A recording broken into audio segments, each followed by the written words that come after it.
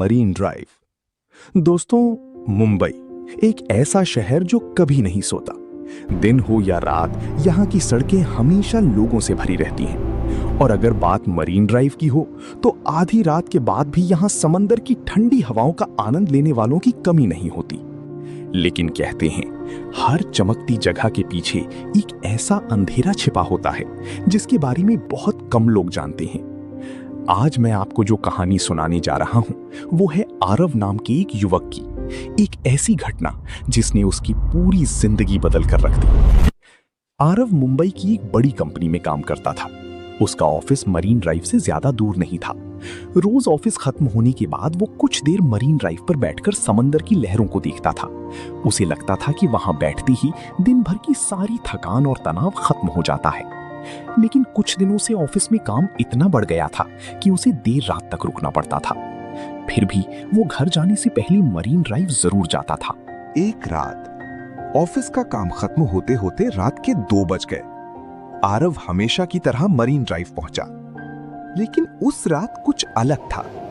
हवा में अजीब सी ठंडक थी। समंदर की लहरें भी जैसे सामान्य से ज्यादा डरावनी आवाज कर रही थी। और सबसे हैरानी की बात, पूरी मरीन ड्राइव लगभग खाली थी। जहां हर रात सैकड़ों लोग दिखाई देते थे, वहां उस रात दूर दूर तक कोई नजर नहीं आ रहा था। आरव ने इस बात पर ज्यादा ध्यान नहीं दिया।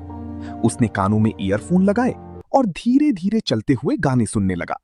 तभी अचानक उसके ईयरफोन में आवाज बंद हो गई। उसने फोन देखा, फोन पूरी तरह स्विच ऑफ था। आरव चौंक गया, क्योंकि कुछ मिनट पहले ही उसने बैटरी देखी थी। लगभग 80% चार्ज था। वो फोन ऑन करने की कोशिश ही कर रहा था कि तभी उसे किसी लड़की के रोने की आवाज सुनाई दी। आवाज बिल्कुल पास से आ रही थी। आरव धीरे धीरे उस दिशा में बढ़ा। थोड़ी दूर जाकर उसने देखा, समंदर की ओर मुंह किए एक लड़की अकेली बैठी रो रही थी। उसने सफेद रंग का सूट पहना हुआ था। उसके लंबे बाल हवा में उड़ रहे थे और उसका चेहरा आंसुओं से भीगा हुआ था। आरव उसके पास गया और धीरे से बोला, क्या हुआ, आप ठीक हैं? लड़की ने धीरे धीरे सिर उठाया। उसकी आंखें लाल थीं। उसने अपना नाम प्रिया बताया। उसने कहा कि जिस लड़के से वो बहुत प्यार करती थी, उसी ने उसे धोखा दे दिया। अब उसके पास जीने की कोई वजह नहीं बची। उसकी बातें सुनकर आरव को उस पर दया आ गई। वो उसके पास बैठ गया। दोनों काफी देर तक बातें करते रहे, लेकिन कुछ ही मिनट बाद आरव के सिर में अचानक तेज दर्द शुरू हो गया। दर्द इतना भयानक था कि उसे लगा जैसे किसी ने उसका सिर दोनों हाथों से कसकर पकड़ लिया हो।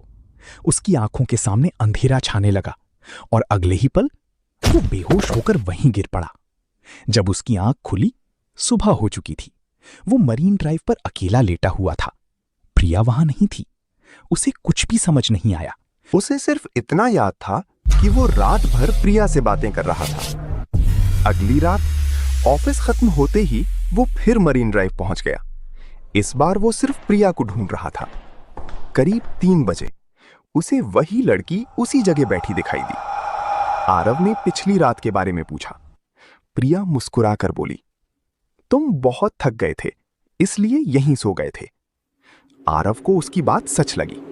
दोनों फिर देर तक बातें करने लगे, लेकिन कुछ देर बाद फिर वही तेज सिरदर्द, फिर बेहोशी, और अगली सुबह वो फिर अकेला वहीं पड़ा मिला। अब ये सिलसिला रोज होने लगा। आरव हर रात प्रिया से मिलता, घंटों बातें करता, फिर बेहोश हो जाता और सुबह उसी जगह आंख खुलती। धीरे धीरे उसका शरीर कमजोर होने लगा। चेहरा पीला पड़ गया, आंखों के नीचे काले घेरे आ गए। ऑफिस में भी उसका ध्यान काम में नहीं लगता था।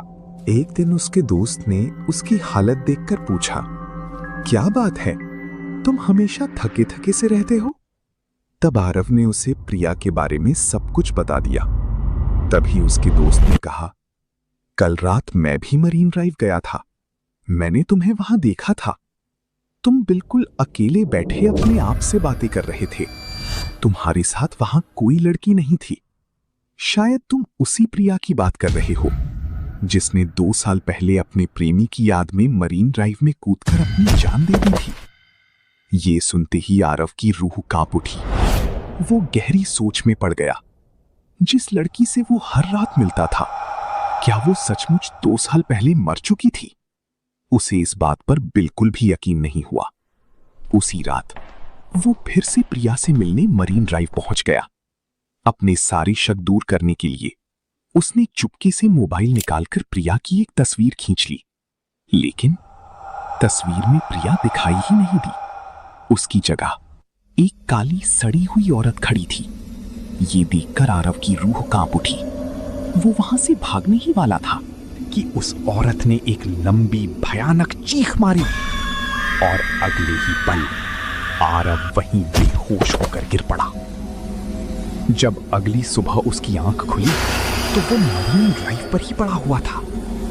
अब उसे सब समझ आ चुका था।